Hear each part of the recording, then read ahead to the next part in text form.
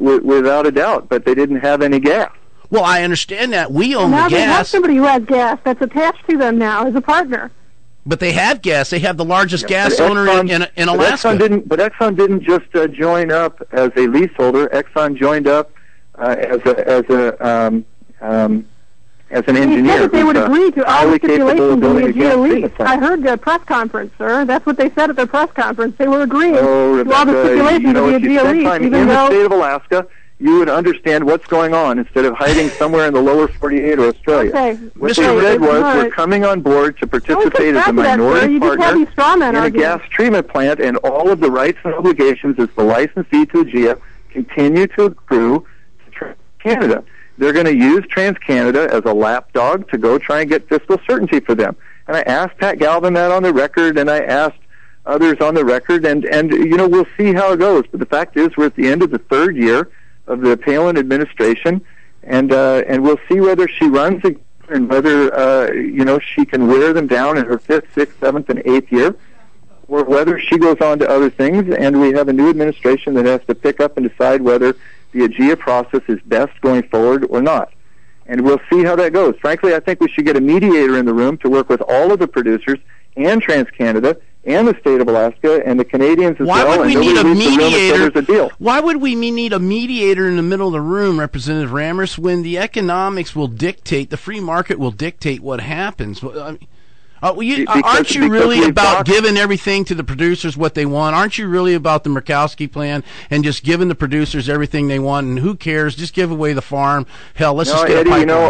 I told Governor Murkowski, I was about 6 inches away from him, and I said, Governor, my intention is to step on the neck of your gas line deal and kill it.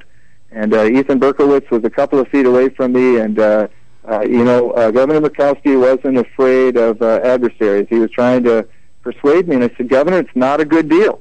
But why did you vote for AGIA then? Too much. You voted for AGIA. AGIA is the rule book, the playbook for all that's taking place, and then you vote against. And then you vote against. Wait a minute. You vote against the pipeline builder, and then you bought $170,000 worth of stock from them. Eddie, quit linking the stock to it. That's not fair. We've covered that. Either you think I'm an honest person or you don't. And if you think I'm not an honest person, then I guess we're done talking. If you think I'm an honest person, then so what? So I day traded 3,000 shares of BP, and I got stuck holding it because all the stocks in the New York Stock Exchange and the NASDAQ went down the toilet with the American financial system. So what if Governor Palin had 3,000 stock in TransCanada?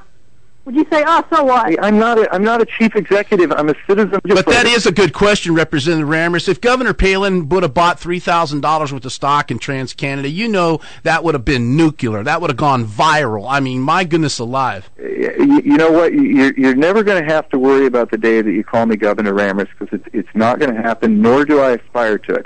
But I have to tell you that you think there's a different threshold? Wait a minute, you think there's a different whole accountability for a governor and a sitting legislator? Absolutely. That's why we have an executive ethics act and we have a legislative because he unloaded his TransCanada stock as he should when he was elected. Ethics and we have exactly what you should legislative have done, sir. We are citizen legislators. Governors are full-time people.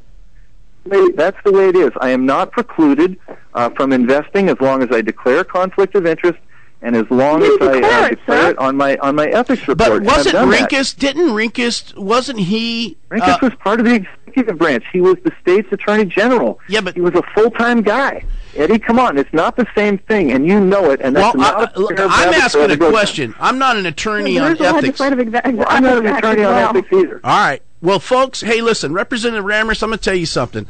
I'm impressed that you came on the show. I really am. And thank you, Eddie. Thank you for having me. Your constituents aren't down here, and of course, in the city of Anchorage and all that, and I understand that. But I do appreciate that. Rebecca Mansour, are you able to? I know Representative Ramras has to go. Ms. Mansour, are you able to stay, or do you have to go I'm also? I'm afraid I have to go too, okay. Eddie. All right. Well, we appreciate both of you, and we appreciate Mr. Ramras.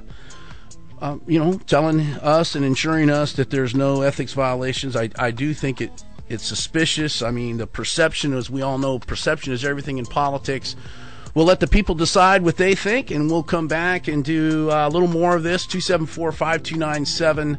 We'll be right back.